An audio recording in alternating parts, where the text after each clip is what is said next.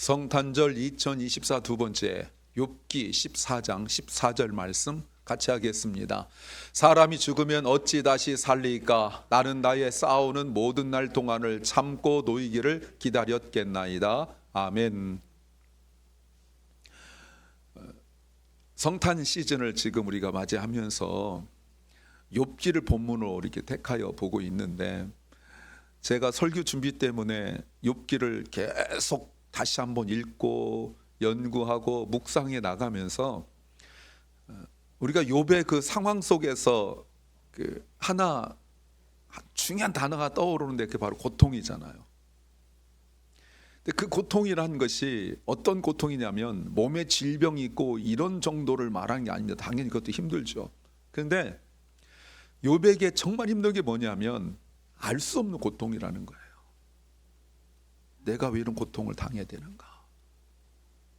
내가 왜 이런 어려움을 당해야 되는가? 우리가 종종 그럴 때가 있잖아요. 왜 내가 이런 어려움을 당해야 되는가? 그 이유가 내가 분명히 말할 수 있다 할지라도 그 이유가 확실하냐? 꼭 그건 아니에요. 그럼에도 불구하고 설령 내가 그 이유를 안다고 할지라도 그걸 얼른 이거다라고 말하기가 참 어려워요. 저희 어머니한테는 들어본 적 없지만 저희 할머니가 늘 했던 팔자소관이라는 거 굉장히 많이 말씀하셨어요. 이놈의 팔자 뭐 이런 얘기 많이 하셨어요. 요즘은 그런 얘기 안 하시는 것 같더라고요, 주변에서. 그러니까 자기 인생을 너무 짙게 이 고통 속에서, 이 아픔 속에서 몸부림쳐도 벗어날 방법이 없으니까 너무 힘들고 있잖아요.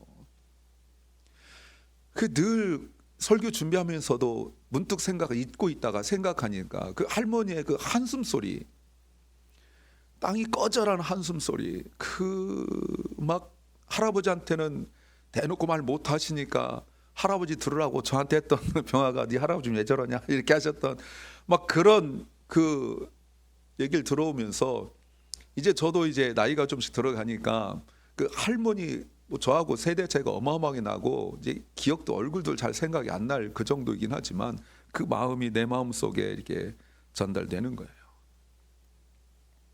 욥도 지금 그보다 더하면 더하지 덜하지 않은 고통 속에서 있어요. 그 14장이 바로 그런 내용입니다. 13장에서 욥이 하나님께 질문을 계속했어요. 하나님, 왜 이렇게 고통이 생기는 겁니까? 내 인생 왜 이렇게 고통이 있는 겁니까? 라고 질문했더니 하나님께서 네 고통 이거다라고 말씀하지 않으시니까 14장 들어서서는 이제 완전히 새로운 내용으로 바뀌어요. 그 질문이 뭐냐면, 그럼 사는 게 도대체 무슨 의미가 있느냐 이 말입니다. 내가 이런 고통을 당해야 된 이유도 모르고 당하는 고통 속에서 욥이 지금 안타까워하고 있는 게 뭐냐면, 그럼 산다는 게 도대체 무슨 의미가 있냐는 거예요.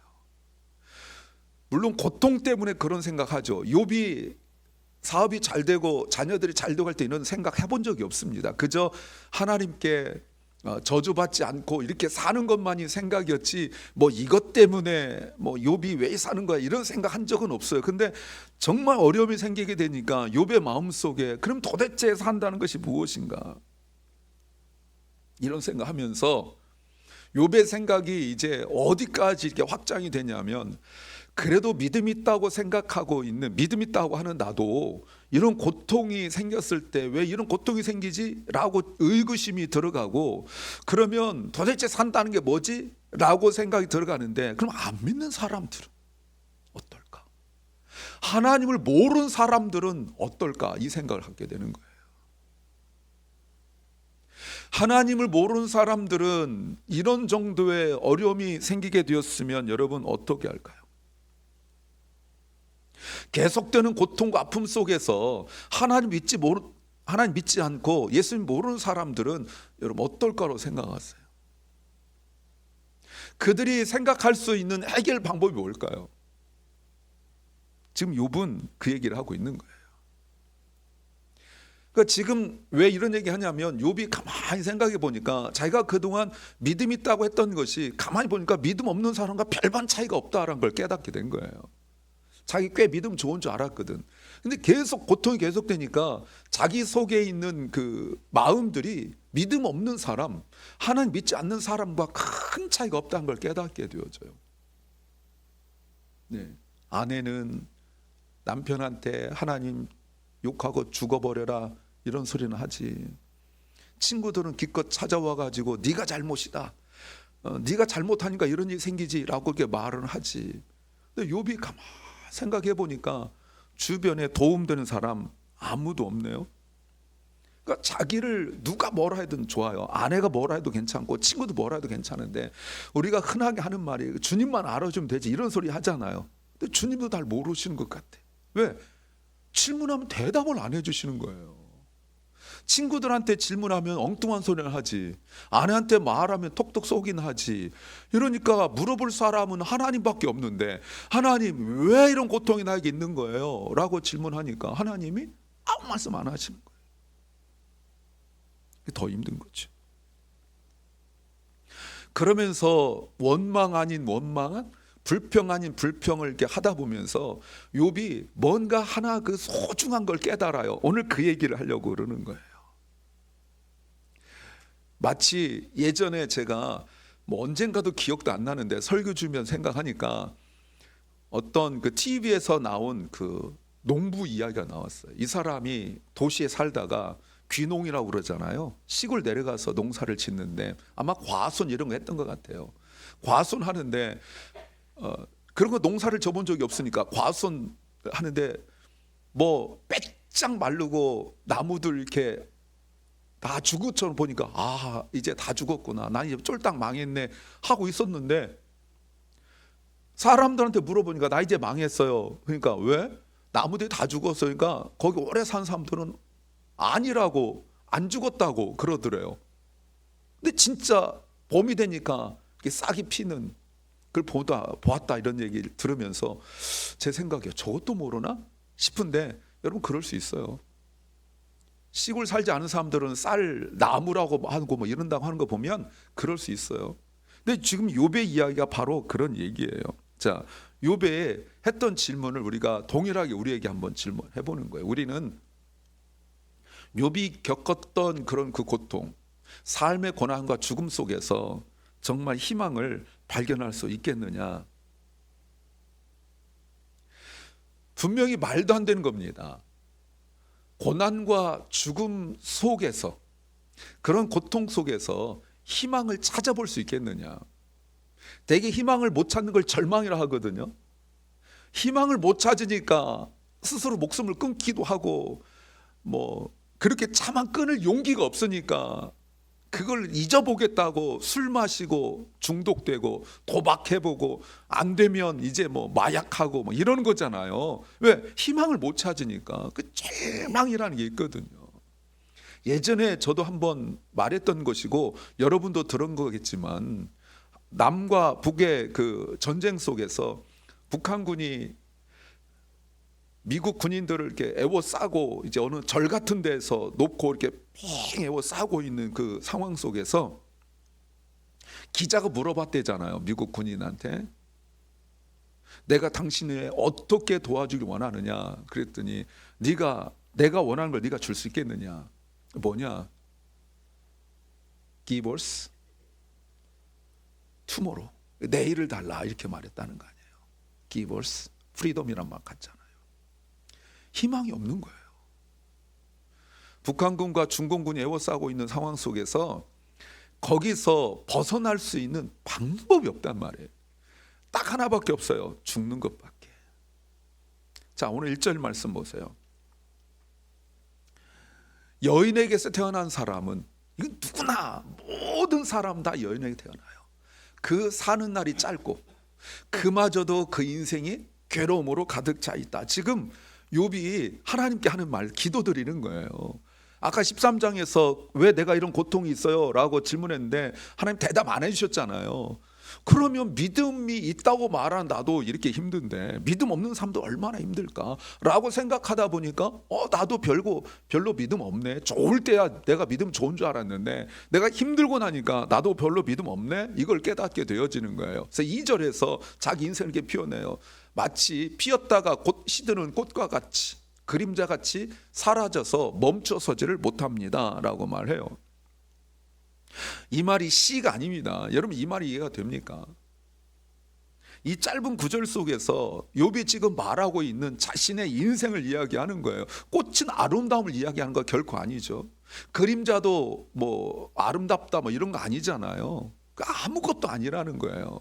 꽃이 핀 것 같은데 시들어버리고 그림자도 순간적으로 나타났다 지나가 버리고 얼핏 보면 아름다운데 우리도 꽃 보고 나는데 아름답다라고 말하지만 사실 내가 오늘 본 꽃이 내일도 똑같이 아름답다는 법은 없잖아요. 지금 욥이 그 얘기하는 거예요. 자기가 남들 볼 때는 신앙 좋을 때는 꽃인 줄 알았는데 조금만 고난이 오고 시련이 오고 나니까 자기는 그 시들어버린 꽃에 불과해서 자기 인생을 보고 불우한 사람이 아무도 없다는 사실을 깨닫게 된 거예요. 예전에 자기 인생은 뭔가 대단한 줄 알았는데 마치 그림자가 그렇게 쓱 지나가듯이 자기가 그림자 같은 인생이라는 걸 자기가 알게 된 거예요. 쓱 지나가 버리는 인생이라는 거 말하고 있어요. 그나마 아까 보셨죠? 그나마 그게 뭐라고요? 고난이에요.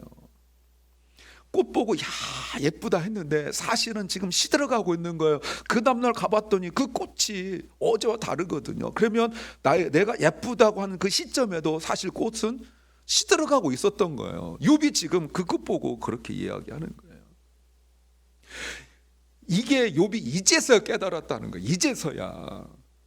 아까 말씀드렸죠. 자기가 사업이 잘 되고 자기가 모든 것들이 흥황하고 막 자식들이 잘 되고 이럴 때는 이런 생각 해본 적이 없어요. 그저 하나님과 좋은 관계 유지하고 신앙생활 잘하고 애들이 생일 때 무슨 말을 잘못했던가 또 잘못 생각했던가 해서 하나님 앞에 예배드리고 이것만 생각했지 자기 인생에 대하여 진지하게 생각해 본 적이 없는데 고난이 계속되어지고 하나님은 웬일인지 침묵하시는 것 같고 내가 원하는 거 하나도 해결해 주지 않는 것 같을 때 자기 인생을 돌아보니까 자기 인생도 별거 아니라는 사실을 이제 이야기하는 거예요.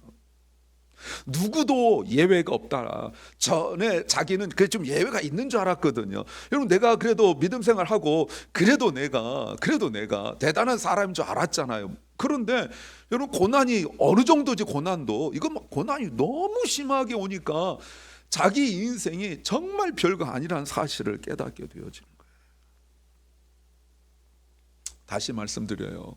내가 믿음 있을 때는 욥기 쭉 보면 믿음 없는 사람들 세상에서 사는 사람들 늘 불쌍히 여기 그들을 막 도와주고 이랬어요. 근데 이 어려움을 겪으면서 처음에 드는 생각은 야 믿음 있는 나도 이렇게 힘든데 믿음 없는 사람 얼마나 힘들까 이 생각했다가 가만히 생각하니까 내 믿음이나 내 상황이나 저들이나 별반 차이가 없다라는 걸 지금 이야기하고 있는 거예요. 물론 경우는 많이 다를 수 있지만 우리 젊은이들 취업 문제 계속 되어지죠. 여러분 젊은이들 취업 뭐 이런 문제가 너무 큽니다. 어른들 볼 때는 야 조금만 기다려 하나님 해주실 거야라고 말하지만 당사자는 쉬운 일이 아니에요. 한국 같은 경우도 그렇지만 여러분 이게 취업이 잘 안 되고 나니까 결국 결혼도 포기하는 거 아니겠습니까? 뭐 3포, 뭐 5포, 7포, 8포 이런 말 나오잖아요. 젊은 세대는 좀 어떻습니까? 젊은 세대는 이제 좀 결혼도 하고 그랬다 치면은 뭐 이제 건강 문제 중년들 되어지면은 가정 뭐 사업 이런 어려움이 생기죠. 노년에는요 여전히 건강 문제, 질병 문제, 죽음 문제 뭐 이런 문제 생긴단 말이에요. 나이로만 그렇습니까? 경제적으로도 마찬가지죠. 돈 없는 사람이 돈 있는 사람들 보면 부럽지만 돈 있는 사람이 있는 사람 나름대로 힘들어요. 잘 모르죠. 돈 있으면 힘든 게 있어요. 돈 없으면 잘 모르죠. 없는 대로도 힘들어요. 우리는 적당히 여기 살아가지고 여기도 모르고 그냥 살아가는데 이렇게 힘들어요, 여러분. 힘들어요. 목사님들끼리 가끔 이렇게 모입니다. 모이면 물론 뭐 수적으로 제가 제일 적은데 이렇게 그래도 제가 이렇게 얼굴 보시다시피 이렇게 인생을 달관한 표정을 제가 많이 짓잖아요. 속은 아니지만 겉은 제가 이렇게 하고 다니잖아요. 씩 웃고 다니고. 그럼 뭐 1,000명, 2,000명인데 죽겠다. 앉자마자 죽겠다고 말해요. 앉자마자. 아직 무슨 말 하기도 전에 이거 죽겠다. 그럼 우리 물을 거 아니에요. 뭐가? 레파토리가 똑같아요. 교회가 어쩌고 돈이 어떠고. 여러분 목사님들, 담임 목사들끼리 모이면 굉장히 영적인 대화할 것 같잖아요. 영적인 대화는 100마디 중에 한마디는 안 나옵니다. 다 두 가지예요. 돈, 사람. 부목사님들이 거기 끼면 얘기가 안 돼. 왜? 부목사들은 막 비전을 얘기하고 막 사역을 얘기하고 막 이러거든요. 근데 목사들, 담임 목사들끼리는 그런 얘기 한마디 안 씁니다. 제가 그냥 씩 웃고 있으면 목사님들이 한참 떠들다가 물어봐요. 김 목사님은 걱정 없어요? 여러분 제가 걱정 없겠습니까? 그들의 걱정과 다른 속으로 그래요. 당신아 나나 큰 차이가 없네. 저는 그렇죠. 글쎄요 이렇게 얘기해요. 여러분 글쎄란 말이 굉장히 많은 뜻 함축하고 있는데 이분들은 나는 글쎄라고 얘기했는데 딱 하는 말이 김 목사님 걱정하면서 참 좋겠네 이렇게 말해요. 예전에 말씀드렸죠. 철딱선이 없는 어느 후배 목사님이 목사님 저랑 바꿔 이렇게 말을 했다. 자기 힘들어 죽겠다. 내가 그랬어요. 바꾸자. 한 달만 바꾸자고 저한테 해서 한 달은 안 바꾼다. 바꾸려면 아예 바꾸자. 제가 이렇게 얘기했는데 여러분 웃고 있다고 웃는 게 아니란 말이에요. 근데 잘 몰라요 여러분. 돈 많은 것도 이제는 뭐 우리 아까 기도했지만 이제는 한국도 그렇고 미국도 그렇고 이제 대통령이 국민들을 걱정을 끼치고 있는 상황이잖아요. 사장은 종업원들한테 걱정 끼치고 여러분 사장까지 아니더라도 매니저만 돼도 직원들이 볼 때 정말 안타까운 분들 많아요. 지금 이런 세상들 속에서 인생이 누구나 뭐 돈이 권력이 있든 없든 돈이 많든 있든 없든 이런 거 떠나서 누구나 다 겪어야 된다.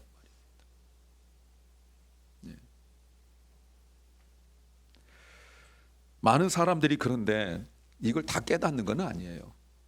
대다수 많은 사람들이 그저 흘러가는 대로 살아갑니다. 되는 대로 살아간 사람 많아요.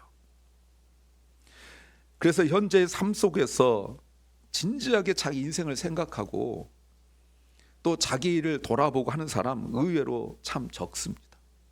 그리스도인들은 어떨까요? 여러분 그리스도인들과 세상 사람들이 겪는 일은 똑같습니다. 그리스도인이라고 해서 병 안 걸리는 거 아니고요. 그리스도인이라고 해서 사업 어려움을 안 겪는 거 아닙니다. 다 똑같아요. 그리스도라고 해서 무슨 뭐 정부로부터 특혜를 받고 그리스도라고 해서 무슨 그 다른 사람들이 막 때로 몰려와서 도와주고 이거 없습니다. 똑같이 겪는데 세상 사람들과 그리스도인과의 차이점이 뭐냐? 저는 3절 같아요. 3절 같이 읽습니다. 시작. 왜 연약한 인간을 이렇게 심판하십니까? 두 가지예요. 하나는 세상 사람들은 자기 운명을 탓하고 대통령 탓하고 사장 탓하고 매니저 탓하고 종업원 탓하고 국민 탓하고 이게 이제 세상 사람들인데 우리 그리스도인들 차이점은 뭐냐? 하나님께 묻는다는 게 차이점이에요. 왜 하나님 이렇게 하십니까? 라고 하지만 하나님께 묻는 게 차이점이에요. 기도라고 제가 표현하지 않았습니다. 사실 기도가 안 나올 때도 있거든요. 물론 기도죠. 그런데 세상 사람들과 크리스찬의 차이점은 단 한 가지 이것부터 시작해요. 하나님께 묻는 거예요. 하나님 왜 이렇게 연약한 인간을 심판하십니까? 왜 이런 말 하죠? 이거는 욥이 두 번째 의미인데 도무지 인간이 했다라고 볼 수 없는 일이기 때문에 그런 거예요. 어떻게 이렇게 어려움이 닥쳐도 엎친 데 덮친 격으로 온다 할지라도 이렇게 한꺼번에 내 자녀들이 사업이 가정이 그리고 뭐 관계가 이렇게 한꺼번에 무너져도 이렇게 무너집니까? 한국 속담에 부자가 망해도 3대는 간다는데 어떻게 욥은 3대가 아니라 지금 당장 그냥 하루아침에 이게 하루아침에 생긴 일이거든요. 이렇게 힘들어도 이렇게 힘들 수 있겠느냐 하면서 하나님께 묻는 거예요. 왜 연약한 인간을 이렇게 심판하십니까? 아까 말씀드렸지만 13장에서 하나님께 그렇게 질문들 대답 안 하니까 이제는 자기가 뭐라고 말하냐면 자기는 연약한 인간이라고 말해요. 나 하나님 믿음 없습니다 이런 말이에요. 다시 말하면 하나님 내가 믿음 있는 줄 알았는데 이 고통 속에서 내가 믿음도 없는 사람인 걸 깨달았는데 이 믿음 없는 나를 하나님 믿지 않는 것 같은 나 정말 별 볼 일 없는 곧 시들어버리는 꽃과 같고 스쳐 지나가는 그림자 같은 내 인생을 왜 이렇게 심판하십니까? 하나님 저 그럴 자격 없습니다. 하나님께 이런 심판받을 자격 없습니다 라고 말해요. 여러분 이 말 속에 또 담겨진 사실 깊은 의미가 있는데, 하나님께서 욥에게 지금까지 보여줬던 게 뭐냐면 사랑의 하나님이에요. 사탄이 말했잖아요. 지난주 보셨죠? 하나님께서 욥을 보호하시고 가정을 보호하시고 그의 산후를 보호하시고 하는 일들마다 잘 되게 해주셔서 몇 개의 층을 만들어서 하나님께서 욥을 막 지켜주셨는데 사랑의 하나님이었잖아요. 그런데 하나님, 이게 사랑의 하나님입니까? 왜 연약한 이가 이렇게 심판하십니까? 라고 말할 때 하나님이 정말 사랑의 하나님입니까? 이 말 속에 담긴 또 다른 의미가 무엇이냐면, 내가 알고 있던 하나님 정말 하나님 맞습니까? 지금 그 얘기예요. 이런 질문 해보셨어요? 목사는 맨날 사랑의 하나님이라고 말하는데, 기도하면 하나님 도와주신다고 말하는데, 물론 내가 좋을 때는 늘 하나님께 도와주시는 것 같죠. 근데 내가 계속 고통이 계속되어지니까 목사가 하는 설교가 공허하게 들리고, 그리고 성경을 읽어봤자 읽지도 않겠지만 읽어봤자 의미도 못 깨닫고 이게 무슨 하고 그냥 넘어가고, 내가 옛날에 이걸로 은혜 받았나. 여러분 성경에 밑줄 그어보세요. 그러면 나중에 내가 정말 힘들 때 보면 밑줄 그은데 동의가 안 된다니까요. 내가 동의가 될 때가 있어요. 내가 맞아 그게 끄덕거릴 때가 아멘 나올 때가 있어요. 그래서 밑줄 그었던 데 보면 밑에다 막 뭐 써놓고, 저도 가끔 써놓는데 막 써놓을 때가 있어요. 그러면 좋았다라고 말하는데, 내가 정말 힘들고 내가 정말 답답하고 공부할 때 그게 동의가 안 돼요. 내가 그때 이렇게 쓸 리가 없다라고 생각이 되어가는 거예요. 지금 욥이 지난주도 말씀드렸지만 동일하게 고통스럽게 이야기하는 게 바로 그거예요. 욥이 원했던 하나님은 대답하지 않고, 욥이 원하지 않는 친구들은 자꾸 욥한테 답을 준다고 자꾸 이런 얘기 저런 얘기 하는데 그 아무것도 아니죠. 그럼 다시 한번 질문해 볼게요. 욥과 같은 순간에 우리가 어떤 믿음을 가질 수 있겠냐는 겁니다. 제가 일부러 what kind of faith라고 말했어요. 믿음은 원래 하나예요. The faith 하나잖아요. 그런데 제가 일부러 어떤 종류의 믿음을 우리가 가지고 있냐라고 제가 질문을 하고 있는 거예요. 이런 고통 속에서 여러분 내 질문이 어떤 컬러를 가지고 있는지, 어떤 카인드를 종류를 갖고 있는지 여러분 보셔야 돼요. 내가 그동안 퓨어 깨끗하고 순수하고 견고한 믿음 가지고 있다고 착각하고 있었다 이 말입니다. 이 착각이 깨져버리는 거예요. 마치 솜사탕 같은, 여러분 믿음이란 건 견고하다는 뜻을 가지고 있거든요. 내게 반석 같은 믿음이잖아요. 내가 믿음이 굉장히 좋은 줄 알았는데 고난 앞에 딱 닥치고 보니까 내 믿음이 솜사탕 그런 믿음이, 솜 같은 믿음, 눌렀더니 찌그러드는 믿음. 그동안 내가 이만한 믿음을 대단한 믿음인 줄 알았는데 고난 바람 앞에 쑥 불어오니까 솜사탕처럼 녹아버리고 이 믿음 못 찾는 거예요. 그동안 내 믿음이 망치 같은 믿음, 도끼 같은 믿음인 줄 알았는데 딱 때리더니 뿅망치 같은, 못하나 못 박는, 아무 쓸모가 없는 그런 믿음인 거예요. 제가 전에 말씀드렸죠. 저 직장 다닐 때 제가 광화문 거기로 이렇게 차 운전하고 가다가 신호등 앞에 딱, 제가 광화문 사거리에 딱 섰는데 앞에 보니까 이순신 장군이 딱 서 있는 멋있는 모습으로 딱 서 있었어요. 근데 어떤 분들이 거기다 이렇게 사다리 놓고 이렇게 물 청소하고 막 빡빡 밀고 있는데 제가 그 보는 순간, 야, 저게 내 믿음의 모습이 아닌가 생각했다고 그랬잖아요. 폼은 기가 막히게 잡고 있는데 새가 똥 싸면 여기 똥 맞고. 우리 믿음이 그래요. 폼은 기똥 차고 좋을 때 대단한데 새 똥 싸면 똥 맞고, 건들면 대꾸도 못하고 그런 믿음이었단 말이에요. 여러분 이렇게 하나님 저 힘들어라고 말할 때 하나님께서 응답 주셔서 말씀 주신 것을 들으신 적 있습니까? 혹시 들으셨다면 주님 뭐라고 말씀하시던가요? 자, 오늘 7절 말씀 보세요. 7절부터 9절 볼 거예요. 7절에 욥이 나무는 소망이 있나니 찍힐지라도 다시 움이 나서 연한 가지가 끊이지 아니하며. 욥이 이제 하나님께서 아무 말씀 안 하시니까 이제 나무를 보는 거예요. 그 나무는 분명히 나무꾼이 와서 찍어서 다 죽은 줄 알았더니 때가 되니까 움이 싹 나오는 거 아니에요. 8절. 그 뿌리가 땅에서 늙고 줄기가 흙에서 죽었는데 9절. 물 기운의 의미 돋고 가지가 발아요 새로 심은 것과 같다라고 말해요. 욥이 자기 인생이 아까는 꽃, 그림자 이렇게 했는데 역시 하나님 아무 말씀 안 하시니까 이렇게 고개 돌려보니까 나무가 보이는데 나무는 찍혀서 다 뽑혀서 다 말란 줄 알았는데 물이 흐르니까 어디서 물이 흐르는지 모르는데 물이 흐르니까 이 뿌리가 물하고 닿더니 점점 싹이 나가지고 새로 심은 것처럼 소생, 리본이 된다, 번역이 된다는 걸 본 거예요.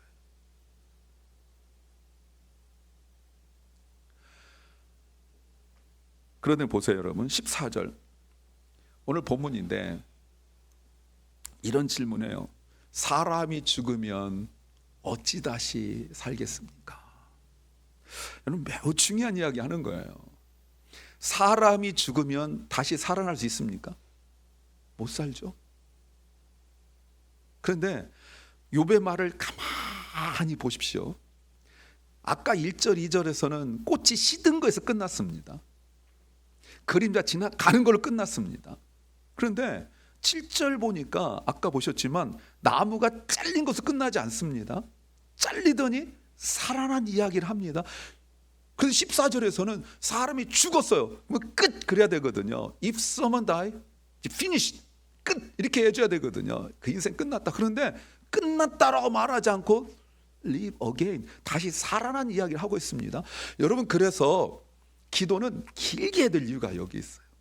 기도를 짧게 하면 대개 꽃 지고 그림자 지나가는데 끝나고 일어나 버려요. 그러니까 기도가 짧은 분들은 힘이 없어요. 하나님 아무 말씀 안 하시는데 기도가 계속 되어지면 계속이나 한번 적어도 이제 사람마다 다르니까 뭐 시간은 정하지 않는데 근데 그래도 끈질기게 매일 기도해야 될 이유가 여기 있어요. 왜요? 기도가 변해요. 기도가 변하는 은혜를 누리시기를 주의 이름으로 축원합니다. 아멘. 기도가 변해야 돼요. 하나님은 아직 아무 말씀도 안 하셨는데 하나님 뭘 징조를 보여준 건 아닌데 맨날 꽃만 보다가 나무 보니까 나무가 살아나잖아요. 죽는 걸로 끝날 줄 알았는데 죽는 이야기 하지 않고 무슨 얘기하고 있어요? 다시 살아난 이야기를 하고 있어요. 이걸 신학적으로 이렇게 말해요. 이걸 부활신학이다 이렇게 말해요. 사람에게 죽는 게 제일 두려운 일이고 뭐 죽으면 끝이다 이런 말 하는데 우리 그리스도인들이 아까 말씀드렸죠. 똑같은 절망적인 상황 속에서 세상 사람과 다른 게 한 가지 있다면 기도하는 거라고 말씀드렸잖아요. 근데 이제 또 중요한 게 뭐라고요? 기도를 계속 길게 될 이유를 말씀드려요. 왜요? 변하니까. 기도가 변한단 말이에요. 기도가 죽는 것으로 끝나지 않고 기도가 어떻게 변하냐면 살아나는 걸로 변해 나가요. 이게 바로 부활신학이라고 말할 수 있어요. 즉 죽음이 끝이 아니다라는 사실을 알게 되어지는 거예요. 다시 14절 보세요. 14절에 이렇게 질문합니다. 사람이 죽으면 어찌 다시 살리겠습니까? 당연하죠. 사람은 죽었다 다시 살아날 수 없어요. 그러면 묻죠. 죽었다가 다시 살아난 분이 누굽니까? 예수 그리스도잖아요. 답은 예수 그리스도입니다. 제가 질문하고 여러분 대답하세요. 사람은 죽으면 끝이지만 죽었다가 다시 살아난 분은 누구십니까? 예수 그리스도죠. 그래서 주님 이렇게 말씀하셨어요. 요한복음에 11장 25절에 이렇게 말씀하셨어요. 11장 25절 나는 부활이요 생명이다. 주님이 하신 말씀. 나를 믿는 자는 죽어도 산다. 이제 변해가는 거예요. 아까는 죽으면 끝이었는데 죽었으나 다시 살아난 유일한 분 주님께서 나는 부활이요 생명이라고 선포하시고 말만 하셨을 뿐만 아니라 실제로 다시 살아나심으로 말미암아 그래서 이것을 믿는 자는 The one who believes in me will live even though they die. 죽어요. 그러나 다시 살아나요. 분명히 주님도 십자가에서 엘레리 라마 사박다니 하면서 고통스러워서 외치셨어요. 버림받았다고 외치셨어요. 그런데 여러분 그 주님이 다시 살아나심으로 말미암아 나도 고통 속에서 어려움 속에서 똑같이 돈, 질병, 관계 이런 걸로 똑같이 어려움을 겪고 있지만 그래도 우리는 하나님께 기도하고 기도를 짧게 하지 않고 길게 하면서 우리의 말투가 바뀌고 생각이 바뀌어 나가면서 그리스도를 바라보게 되어지니까 죽음이 끝이 아니고 다시 살아나는 믿음을 갖게 되는 이것이 바로 우리 기독교의 특징이며 힘인 줄로 믿습니다. 그래서 우리가 이런 질문이 가능해요. 내가 이런 고통과 고난 속에서 뭐 하고 있나? 절망하는 것은 예수 믿든 믿지 않든 누구에게나 있어요. 그것보다 더 큰 고통이 있을 수 있어요. 우리 차이점은 기도의 자리에 있는 거예요. 여러분, 생각만 많이 하면 오는 증상이 몇 가지가 있는데, 첫째, 머리 빠진다. 두 번째, 머리가 휘어진다. 세 번째, 위장에 질병이 생긴다. 네 번째, 기타 등등 병이 생긴다. 저는 걱정 염려 많이 해서 건강해졌다는 말 들은 적이 없어요. 제 닥터가 25년 제 주치의인데 이렇게 말했어요. 목사님, 스트레스 받지 마세요. 내가 맨날 그 소리 하지 말라고 그러거든. 나는 이제 그분이 장로님 은퇴했으니까, 저 목사 때 설립사였는데 이제 장로 벌써 은퇴를 했어요. 장로님, 나는 장로님 그 소리에 스트레스 더 받아. 하지 마. 내가 이렇게 말한다. 근데 지난번에 맨날 운동해라 해서 제가 그랬어요. 내가 매일 줄넘기를 500개에서 1000개를 매일 한다. 걷기 한다. 이랬더니 목사님 건강하십니다. 이렇게. 목사님 걱정하지 마세요.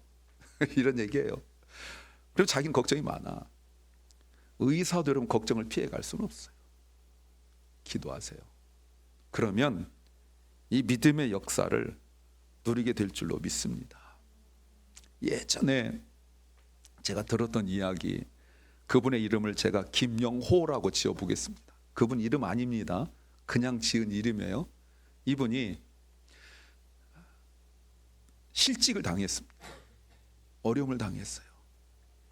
근데 실직을 당하면 옆에서 그래도 돈이 좀 있을 때까지는 가정이 괜찮은데 계속 어렵게 되어지니까 이제 아내가 뭐라 하기 시작하죠. 학원비는 나가야지, 돈 나갈 때는 많지 해서 막 티격태격 되니까 가정이 막 그 갈등이 되어지고, 그러니까 너무 힘든 상황 속에 있는 거예요. 교회를 안 다닌 건 아닙니다. 교회를 다녔지만 바빠서 못 다니고, 운동하느라 못 다니고, 어디 출장 가냐 못 다니고 막 이렇게 하다가 여러분, 스트레스가 계속 되니까 부정적인 생각만 하게 되어지죠. 근데 이분이 한강을 나갔대요. 죽을까? 근데 속에서 두 존재가 싸우더래요. 야, 끝내. 안 돼, 너 돌아서. 얘기 막 하고 있는데 여러분, 그때 친구한테 전화가 와요. 그 친구는 늘 자기한테 교회 다니자고 말했던 친구인데, 야, 나도 교회 다녀 라고 해서 안 갔는데 그 친구 전화를 받고 교회를 가기로 해서 교회를 갔어요. 근데 은혜가 되려니까 그날 목사님의 설교에 그렇게 눈물이 나더래요. 그 눈물을 흘리면서 마침 들었던 설교가 이 본문이에요. 나는 부활이요 생명이니 나를 믿는 자는 죽어도 살겠고. 이 설교를 들으면서 내가 정말 진짜 신앙생활 한번 제대로 해서 나도 이런 소망을 갖고 싶다, 이런 마음이 들기 시작했어요. 그래서 이분이 그 다음날 새벽 기도부터 나가기 시작했어요. 기도 나가서 울면서 기도하고 했던 고백, 그때 갑자기 제 가슴이 뜨거워졌습니다. 눈물이 나기 시작했어요. 내 인생이 끝난 게 아니구나라는 생각이 들었어요. 죽음이 끝이 아니라면 내 인생의 고난도 끝이 아니라고 느껴졌습니다. 그래서 이렇게 기도했대요. 주님, 제 인생의 끝이라고 생각했지만 주님이 새롭게 하신다고 말씀하셨으니 제게도 다시 살아날 힘을 주세요. 그래서 막 기도했어요. 그렇게 기도하고 아내한테 일주일 동안 새벽 기도하고 아내한테 주일날 여보 교회 가요 라고 말하니까 아내가 깜짝 놀란 거예요. 그렇게 교회 안 간다고, 바쁠 때는 바빠서 안 가고, 실직해서 잘렸을 때는 잘려서 교인들 보기 부끄러워서 안 나가고 이랬던 사람이 교회를 같이 나가더니 가정도 회복되어지고, 그러면서 직장을 들어갔는데 옛날에 대기업 다니다가 조그만 회사 신경도 안 썼는데 그래도 기도하면서 주님께서 주신 직장이라고 생각하고 그 직장을 열심히 다녔다고 말해요. 그러면서 이렇게 고백했대요. 모든 것이 하나님의 은혜입니다. 하나님이 길을 여셨습니다. 라고 김용호 씨는 고백했다. 전에는 절망이었는데 이제는 절망이 아니라 소망이다. 라고 고백했다는 거예요. 사랑하는 주님의 성도 여러분, 예수님의 부활을 우리가 생각해 보세요. 예수님의 부활은 단지 죽음 위에 소망만 말하는 것이 아니라 오늘 투데이, 오늘을 살아가는 우리의 삶을 변화시키는 힘이 있는 줄로 믿습니다. 이 소망을 붙드십시오. 그래서 크리스마스가 되는 거예요. 부활은 2000년 전에 예수님께서 살아났던 과거의 역사로 그치는 것이 아니라 오늘 바로 이 자리에서 주님은 우리에게 부활의 새 소망을 주신 줄로 믿습니다. 내가 절망이라고 생각했던 그 자리에서 새로운 소망을 얻도록 우리에게 허락하신 날이 바로 성탄절이에요. 그것이 바로 크리스마스예요. 죽었으나 3일 만에 다시 살아나신 그 주님의 역사가, 그 은혜가 오늘 우리에게도 임하기를 간절히 소망합니다. 누구든지 죽음 앞에서 무력해요. 아까 설교 처음에 말씀드렸지만 오늘 이렇게 믿음 있고 좋은 옷 입고 앉아있는 우리도 내가 감당할 수 없는 문제에 닥치면 믿음 없는 사람과 똑같은 내 모습을 발견해야 될 거예요. 그러나 내 힘이 아니라 죽음에서 다시 살아나신 예수 그리스도의 힘을 얻으시기를 간절히 소망합니다. 그리스도 예수의 부활의 능력이 우리의 고난에게도 임하기를 간절히 소망합니다. 절망이라고 생각하는 바로 그 자리에 주님이 우리에게 찾아오셨습니다. 그래서 그리스도는 하나님의 아들로서 강함이 아닌 약함으로 이 땅에 오셨어요. 이게 제가 지난주에 말씀드린 거예요. 오늘 덧붙여서 그리고 He died, 죽으셨어요. 이것이 크리스마스예요. 사랑하는 성도 여러분, 오늘 하나님께서 우리를 부르십니다. 얘야, 내 사랑하는 아들 딸아, 네가 겪고 있는 절망의 자리에서 다시 일어서라. 내가 너를 버리지 않았다. 네가 나에게 기도할 때마다 응답 주지 않고 네가 질문할 때마다 내가 대답하지 않는 것 같지만 그러나 나는 너를 버리지 않았다. 내 아들을 죽이면서까지 내가 너희를 돕는다. 이것이 하나님 음성 되시기를 간절히 소망합니다. 그렇다면 여러분, 지금 우리의 마음을 하나님께 내어드려서 절망과 슬픔으로 가득 찬 마음이 아니라, 고난 앞에서 안 믿는 사람과 별반 차이가 없는 그 마음이 아니라 부활하신 주님의 그 성령으로 채워져서 그럼에도 불구하고 찬양하고 그럼에도 불구하고 기도할 수 있기를 부활하신 예수 그리스도의 이름으로 축원합니다.